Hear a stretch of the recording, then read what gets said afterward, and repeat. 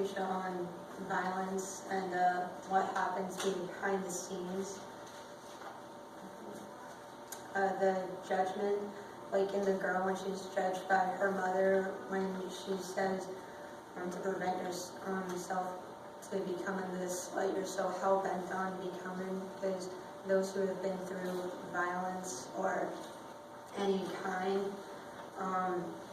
is judged only because the other people see what they see. They don't understand what happened.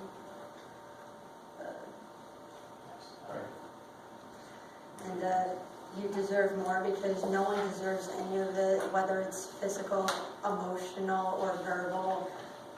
Any act that wounds you internally can count as violence. It's not just physical. No one asks for it, like the girl, no one does.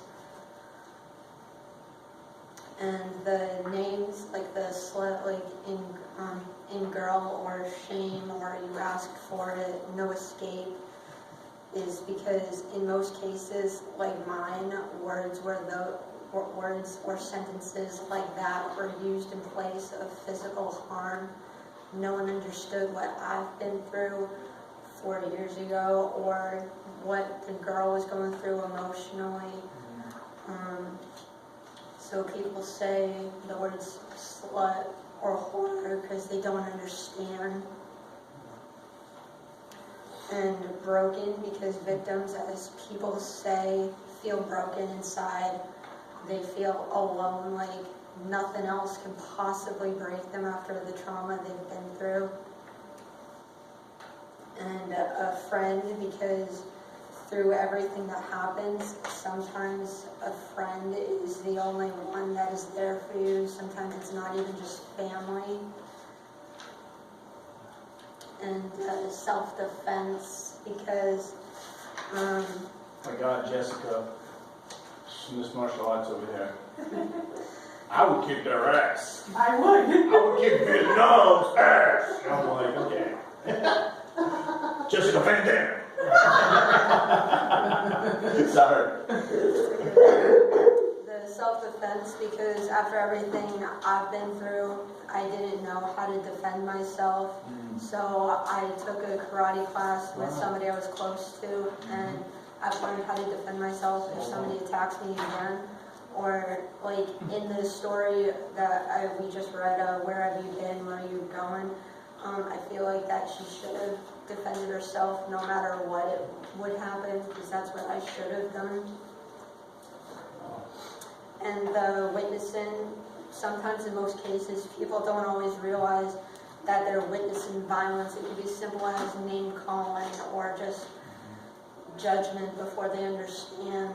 Like at the mall, most people know what happened because it was on the news.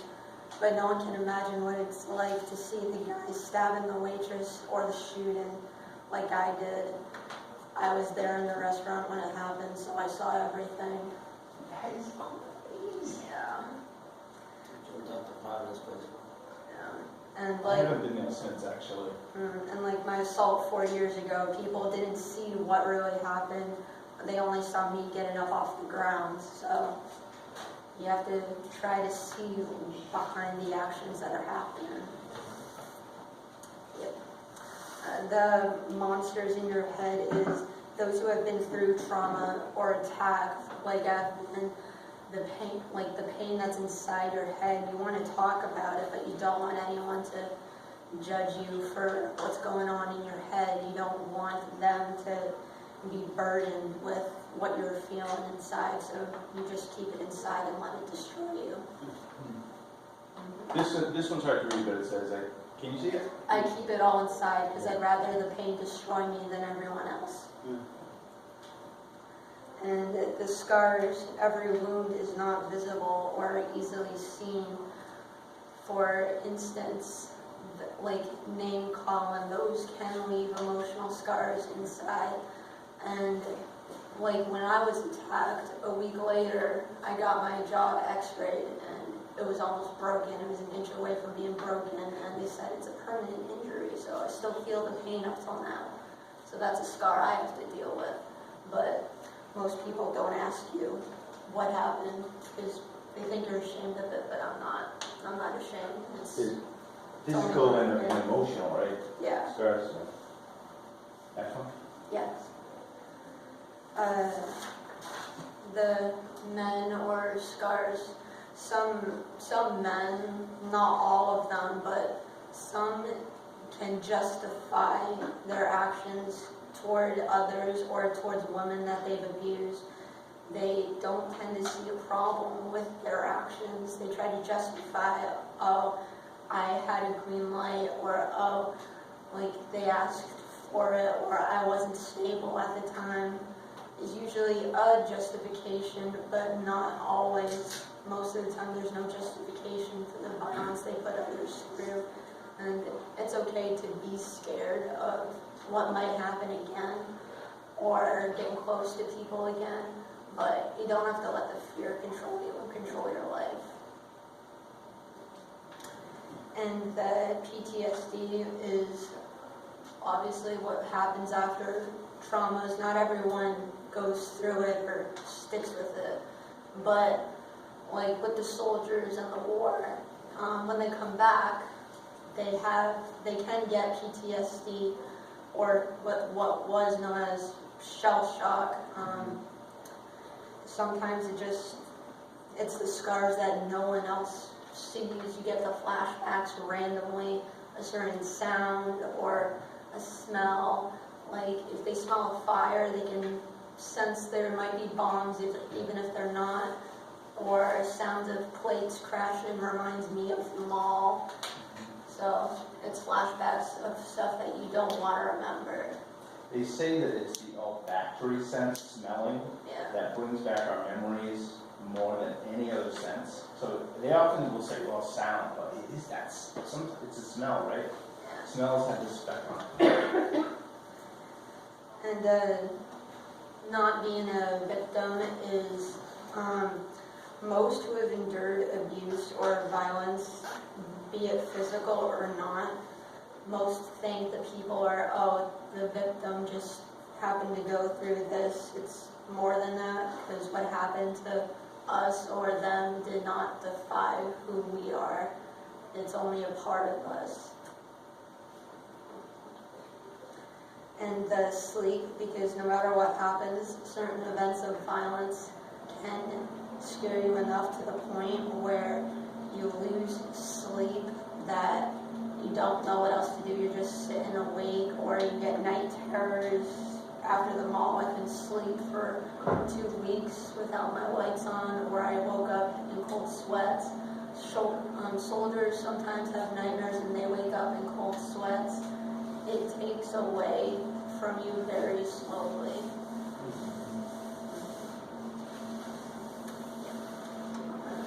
The strength is because almost no one understands true strength that it takes to deal with it, and also to pull yourself out of the panic attacks or anxiety attacks. The smallest thing can be a trigger. And one example is, again, the smells or the sounds. 2 weeks ago I went back to the mall because I wanted to test it to see if I could really do it. And I sat at a table with 3 of my friends. I heard plates fall, and suddenly I was shaking and crying. And I pulled myself out of it, but everyone sees it as just a fit or an episode. They don't understand the pain behind it, the feeling of tightness in your chest. Sometimes you have to pull yourself out of an attack, like I am now. Great. Next.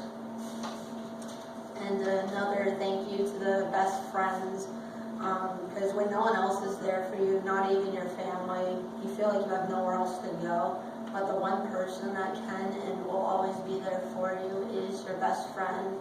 And it doesn't always have to mean your family blood related, because DNA doesn't make a family, love does. And my friend was and always will be by my side after everything. And the future and how you see yourself, because that is very important how it's not what others see of you after what you've been through. That's not the important part. The important part is how you see yourself and the fact that you made through what should have broken you or made you not be thankful to still be here or to see the future. You feel like you don't have any future because of what happened to you. It takes away. But as long as you see yourself bigger than what others see you, you can make it far. And the time I've learned through my experiences and other people have learned through theirs is that it's all at your pace. No amount of time or other people can make you rush through what you're trying to get through and be at peace with it. What I've been through and what I've witnessed, what everyone else in the mall witnessed, it slowly takes away, but you have to realize that what you're doing slowly isn't about what other people want. It's about what you want for yourself. And so, yeah, you've made mistakes, but it's time to forgive others and forgive yourself. It all takes time. And the light at the end of the tunnel, the pain that you've been through, it doesn't destroy you. As long as you don't let it, you can grow from the pain that you've seen or felt.